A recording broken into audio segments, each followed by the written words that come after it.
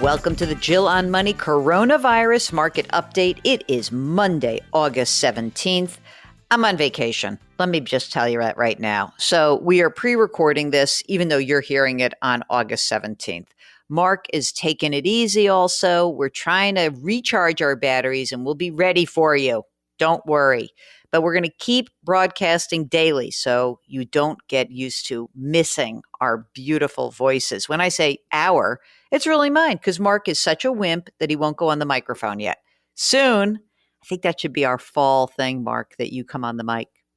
Anyway, this is how we help you. All you have to do is send us an email. Ask Jill at jillonmoney.com. Ask Jill at jillonmoney.com. Very easy. Okay, this is from Zach. Love your show. Thank you for offering the valuable advice. I'm 31 years old, married. My spouse is 40, no kids. Our only debts are a home loan at $333,000, 3.6%. We also have $4,000 in credit card debt, but it's at 0%. I'm seriously determined to pay off, and I have been. We've recently received word 3% 401k matches at my company will cease effective soon. I make around $88,000 a year. My spouse makes around $60,000. To date, we have about $220,000 in retirement funds. Traditional IRA, Roth IRA, 401k, taxable account, it's all with Vanguard. Spouse works for a municipality and has defined pension. He also is landlord with paid off property. His tenant is blessing us by continuing to pay rent. Is it prudent in a time like this to continue to make 401k contributions to decrease my taxable income? I do feel blessed to have a job. I work in IT at a mid-sized firm. There's been consideration of company furloughs, but not necessarily at this moment. I'm lucky to live in a relatively low-cost area. Thanks for everything. Love listening to the podcast. Okay, Zach. So here's the thing that you don't mention. You don't mention whether you have an emergency reserve fund. So I don't know, maybe that's part of the taxable account with Vanguard. So the first thing that I incline to say is let's try to build up the emergency reserve fund. And while you still have a job, before there's any worries, let's try to get 6 months of your living expenses in that account. Now, I also worry most of the times, when you hear me talk about this, I'll say things like, have this money available. And I would look at spouse works for municipality and say, that's a steady job. But I'm also worried about folks who work for municipalities. All these states and cities and towns, they're under pressure. So not even municipal jobs are safe in this environment. So before we do anything, we want 6 months, maybe even 12 months of your expenses in some sort of emergency reserve. And again, if that's in your Vanguard account, cool, great. Next up, I don't think that you need to worry about the 401k contribution in terms of the matching part. But what I might do is I want to make sure that because of your income level that you guys are contributing money into your Roth IRA.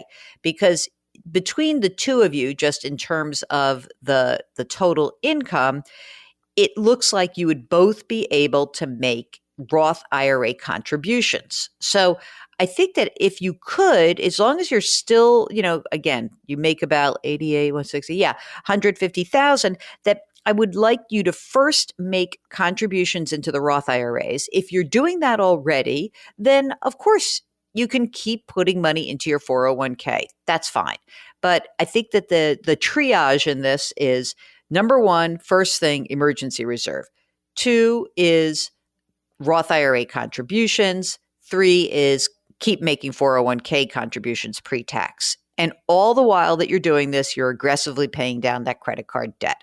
I hope that helps, Zach. And thanks for writing. It's a good note, and it's a good time to do that while you are feeling like you have a little bit of leeway right now in your cash flow.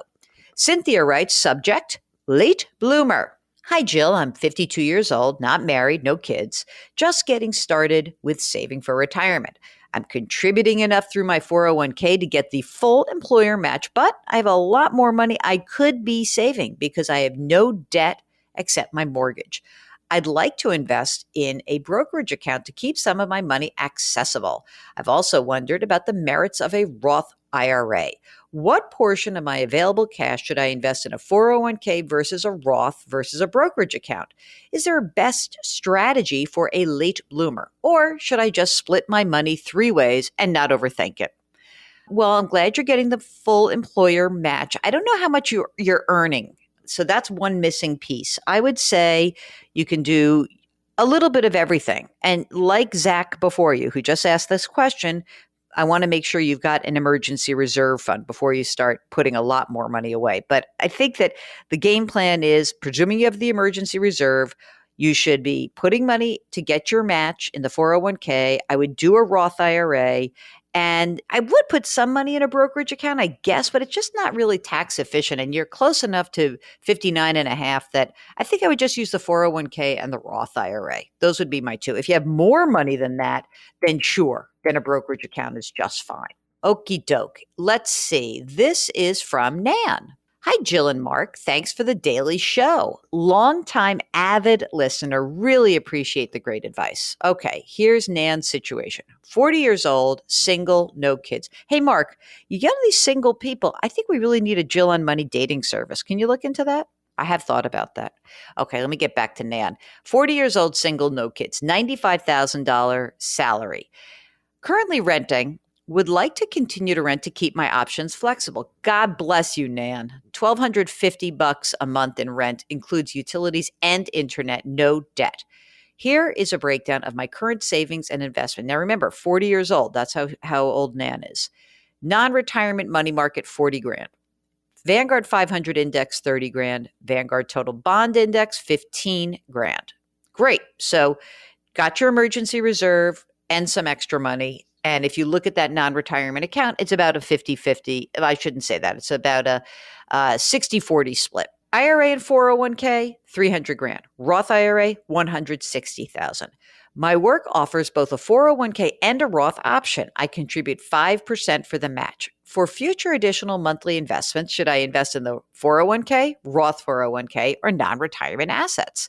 I work in software. I'm concerned I'll be less employable when I'm over the age of 50 to 55. That is something I would want to factor into my long-term savings plan. I should also mention that I live in Colorado. My effective tax rate with federal FICA state is 25%. Retirement accounts are 90% stock market index, 10% for bond market index. Okay, Nan, I see your point. Okay, I would just, in general, I would be using the whatever you need to do to get the match. I don't know if that's in the traditional or the Roth. Then I would be using the Roth 401k, and any extra money that you would have, I would split between the Roth 401k and non-retirement investments. I understand what you're saying in terms of feeling a little bit like you could be obsolete. On that, I completely get it. But, you know, you're still 40 right now. The tax situation is such that I'd much rather use the Roth option than a traditional. I think that's about it. I don't want you to go too crazy. A lot can change, forget about in 10 or 15 years, in 5 years. So we'll know more in the next few years. Okay, and this is from Mindy, who is from Minnesota. A friend of mine emailed you and referred me to you. Oh my God, I love this. Okay, I hope you can help. I'm 65 years old. I'm not on Social Security yet. I was recently laid off and I am collecting unemployment right now. I had only just started putting money in retirement through my employer. I have about $1,800 in there. Should I just withdraw it or let it sit? I think because it's under $5,000, I have to put it in an IRA if I keep it in. If I do keep it in, how do you draw it out if there's an emergency? Will I get penalized? Do I pay taxes on it when I take it out? I'm also signed up for Medicare Part B and my Advantage plan, so I pay for that as well. I can start to draw my Social Security benefit effective in November with the first check in January 2021. Hopefully, I will go back to work someplace, but I'm a high risk for COVID, so I'm not sure. What do you recommend with regard to the IRA? Okay. Now, here's something interesting. Remember that the government has actually changed some of the rules for retirement account withdrawals. So, what I would do is you are obviously impacted by the virus. So, I think what you should do is pull that $1,800 out of the account. You will be claiming the coronavirus retirement distribution. The tax on this would normally have to be paid next April.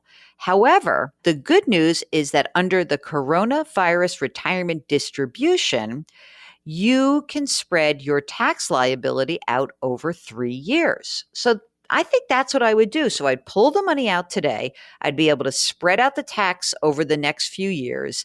And as you said, hopefully you can get back to work. But when you claim your Social Security and, you sort of see how your cash flow goes and whether or not you get back to work, I think you'll be happy to have that 3 years to pay the tax that's due. Okay, this is from Sam, who recently started two 529 college funds for his grandchildren who are 8 and 10. Where should I be investing the money? I've been told bonds by some, stocks by others. Love your show. Thanks. I think it depends on the 529 plan, but given that the kids are 8 and 10, so you basically have 8 years and 10 years before you start needing the money, you could either do an age-based plan. In most states, they allow that. 529 does an age-based plan, or just split it between a stock index and a bond index. If you tell me more about your state's plan, then I can help you get a little more detailed with that. Okay, that's it. That is the show. It's a Monday in August, so you got things to do, or maybe you got to go to the beach. I'm not sure.